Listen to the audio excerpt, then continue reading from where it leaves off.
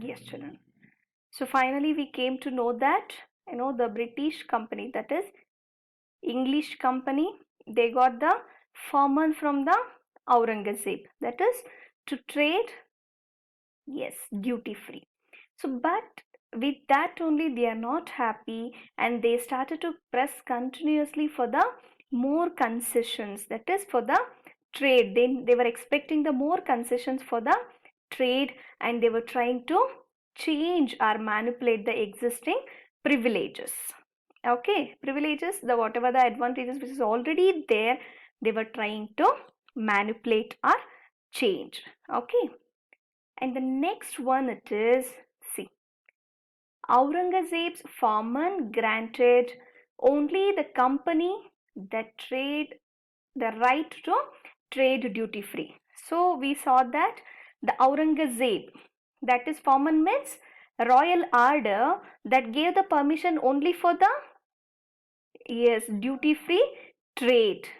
No any other concessions. It was, it gave only the duty free, that means tax free trade alone they gave the permission.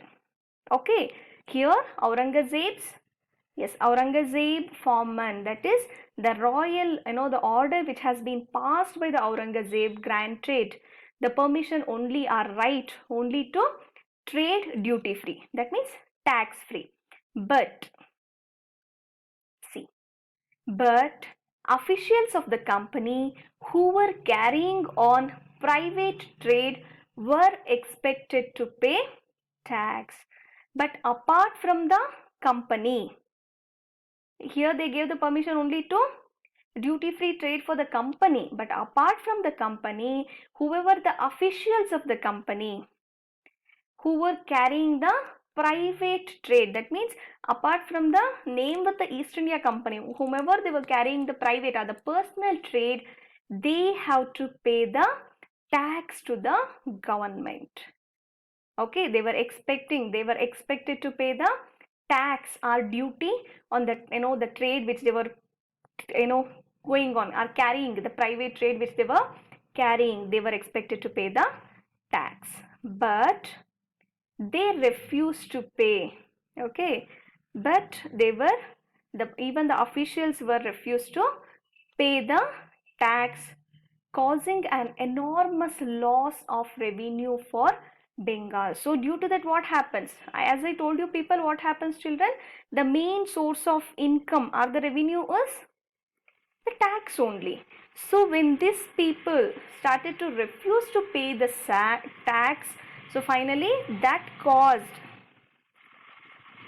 an enormous loss of revenue for Bengal. For the Bengal, it is a big loss for them, revenue loss for them. So the British people or the East India Company officials, they refused to pay the tax for the private business they were carrying on. Okay, and the next one it is, how could the Nawab of Bengal not protest? So finally what happens?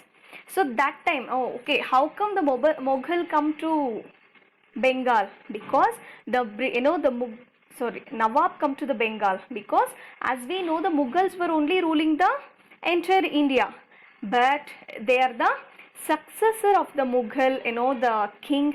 Then they started to the dynasty of Nawab in the Bengal.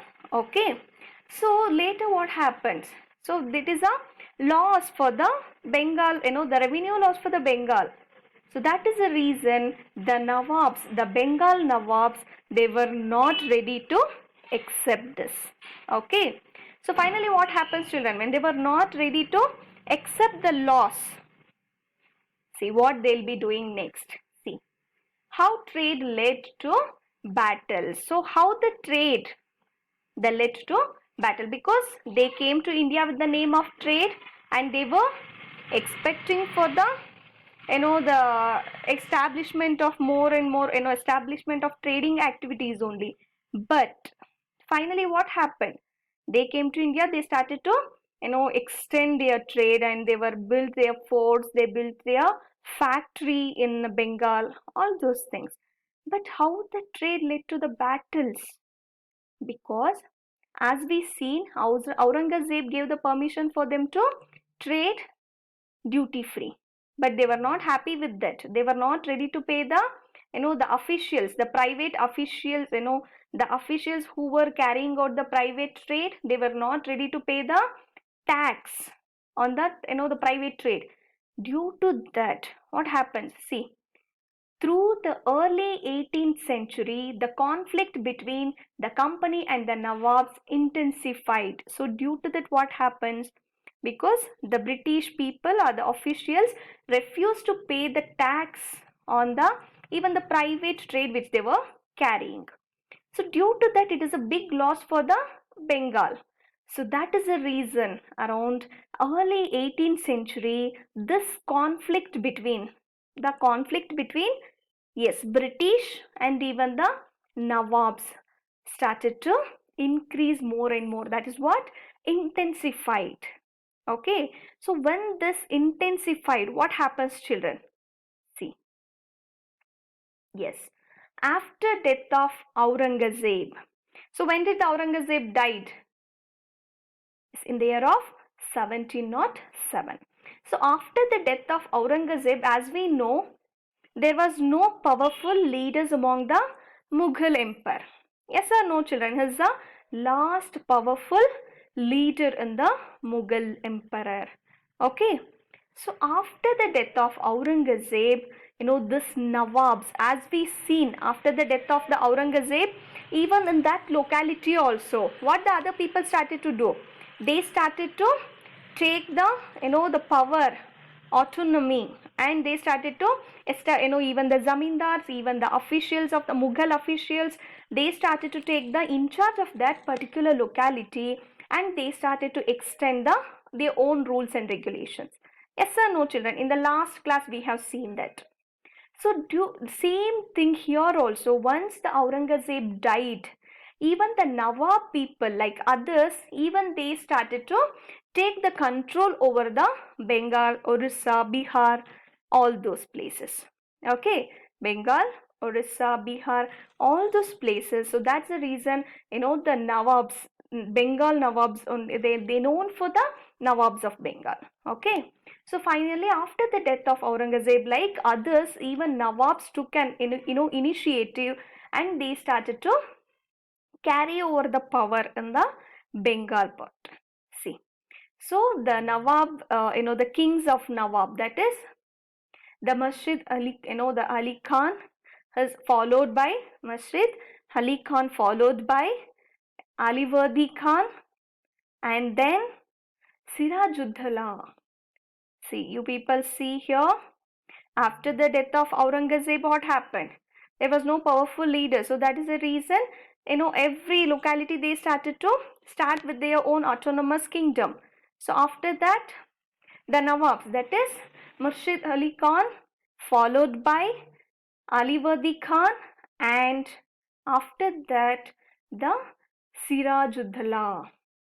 So they were the kings of Nawab, and they were very strong. They were the very strong rulers. So once we understand that they were the very strong rulers, what happens, children? They refused to grant the company concessions, demanded large tributes for the company's right to trade, denied it any right to mint coins, and stopped it from extending its fortification. So finally we understood that. So finally, even this Nawabs were very strong rulers. So finally what happened? They, it was a loss for them. They were not, the company was not paying the tax. So due to that, what happened? They refused to, grant some concessions, the company, the concessions, because as we know, the company were expecting the more concessions. So they refused to pay, give the concessions, and demanded large tributes for the company's right to trade. They started to ask the large tributes and denied it any right to mint the coin. So whatever the in East India Company were minting, printing the coins, that was also denied. The right to mint the coins were denied, and stopped it from extending its fortification. So how it was, we saw that in the last class only, it was extending its trade and the fortification. Even that, they stopped to extend its fortification. Okay, and then see, accusing the company of deceit, they claimed that the company was depriving the Bengal government of huge amounts of revenue and undermining the authority of the Nawab. So this Nawabs started to accuse the company of deceit, and they claimed that the company was depriving the Bengal government. They were not paying the proper revenue to the government, and they were not paying the taxes to the government, and they were not, they were undermining the authority of the Nawab. They were not giving the respect to the government, the Nawab government. So that is the reason it was refusing to pay taxes. So already, as we know, East India Company was refusing to pay taxes and writing disrespectful letters to the government. They were writing the disrespectful letters, and the East India Company was trying to humiliate the Nawabs. They were not respecting the Nawab government and the even its officials also, Nawab's officials also. So that is the reason what happened finally. They denied, and they refused to grant the the concessions on the trade, and even they denied in the minting of the coins, and it they stopped extending the fortification also. Okay, and then finally the company on its part declared that the unjust demands of the local officials were ruining the trade of the company, and trade could flourish only if the duties were removed. So finally what happens, children? So finally the local officials, what happens? They were demanding them to pay more and more tax. So finally when they are paying the more and more tax, the profit for them will be, of course, it will be less. Yes or no, children? So that is the reason they started, the company, East India Company, started to think how that the East India Company's trade can be flourish or success only by duties were removed. When the duties were removed, or it has to the tax has to be removed, then only the company can flourish. Flourish means it can see the success.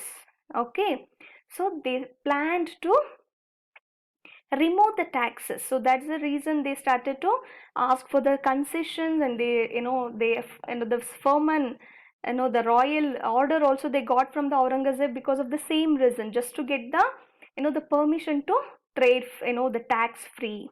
Okay, see, it was also convinced that to buy up villages and rebuild its forts. So due to that, what happens? It wanted to take some power to fight against this Nawabs. So that is the reason they started to that is the reason they started to bribe the Mughal officials and all those things. Okay, see, that is the reason it was also convinced that to buy up some villages. So East India Company started to buy some villages and rebuild its forts. They started to build its forts also. Finally this conflicts, this controversy led finally for the famous Battle of Plassey. So this is how the trade led to battles. Okay, hope you guys understood, right? Finally the trade led to battle. So the next class will see about Battle of Plassey. See, you have to explain how trade led to the Battle of Plassey. You have to explain that what and all you have understood about the Nawabs and how they started to stop the fortification. Everything you have to explain, children. Okay, and then the Bengal Nawabs asserted their power and autonomy after the death of, yes, like others, other zamindaris and Mughal officials, after the death of Aurangzeb. Okay, what was Farman? You have to explain what is the meaning of Farman, that is the royal order. Okay, guys, go through the entire chapter Understand? If any doubts, please let me know. Okay. Thank you all children. Have a nice day.